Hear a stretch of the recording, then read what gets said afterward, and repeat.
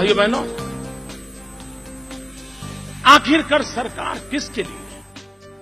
कश्ती चलाने वालों ने जब हार के दी पतवार हमें, लहर लहर तूफान मिले और मौर मौज मझधार हमें, फिर भी दिखाया है हमने और फिर ये दिखा देंगे सबको कि इन हालात में आता है दरिया करना पार हमें।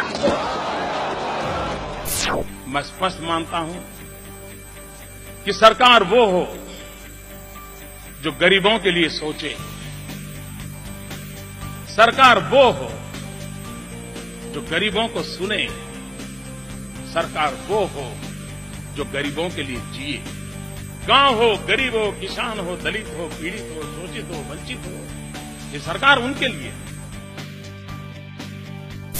The government will undertake 3 major schemes to help the weaker sections of society.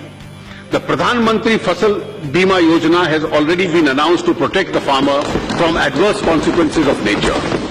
The farmer will pay a nominal amount of insurance premium and get the highest ever compensation in the event of loss suffered.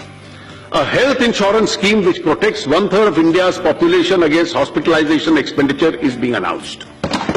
The government is launching a new initiative to ensure that the BPL families are provided with cooking gas connections supported by a government subsidy.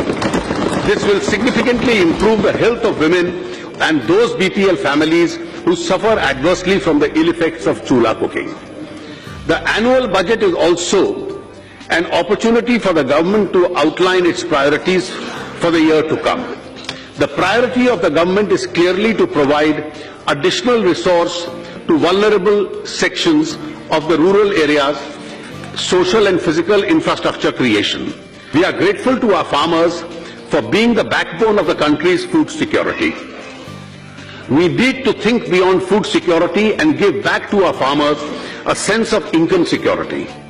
Government will therefore reorient its interventions in the farm and non-farm sector to double the income of farmers by 2022.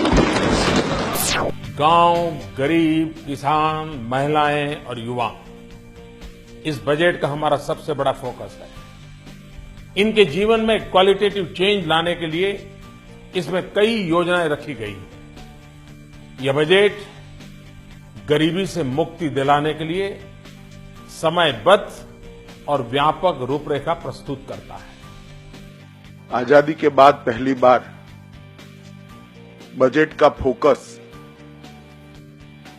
गांव, किसान और गरीब की दिशा में ले जाने का काम ये बजट ने किया है। मैं प्रधानमंत्री श्री नरेंद्र भाई मोदी और देश के वित्त मंत्री श्रीमान अरुण जेटली को भारतीय जनता पार्टी की ओर से हृदय से इस बजट के लिए बधाई देना चाहता हूं।